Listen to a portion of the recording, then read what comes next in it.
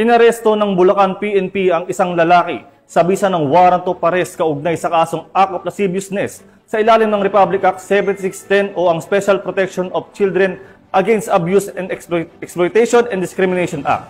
Magbabalita dyan si Patrol Woman Pearl Crystalline Javier. Ang isang lalaki matapos maaresto ng kapulisan ng Bulacan sa kasong lascivious conduct sa ikinasang operasyon sa Barangay Poblacion, Bustos, Bulacan. Kinilala ni Police Major Ian Henry Doctor, officer in charge ng Bulacan 1st Provincial Mobile Force Company, ang suspect 31 anyos, construction worker at residente ng Bustos, Bulacan. Dakong alas 3 ng hapon nang isilbi ng mga operatiba ang kanyang warrant of arrest para sa kasong lascivious conduct sa ilalim ng Article 5B ng Republic Act 7610 na may 180,000 pesos na inirekomendang piyansa.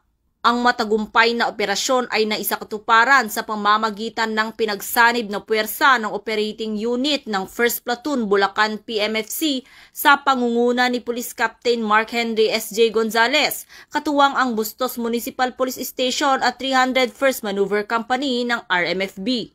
Patuloy ang pagsusumikap ng Bulacan PNP sa pamumuno ni Police Colonel Franklin Estoro, officer in charge ng Bulacan Police Provincial Office, upang mapanatili ang kapayapaan at kaayusan sa bawat sulok ng kanilang nasasakupan at matiyak ang kaligtasan ng bawat mamamayan.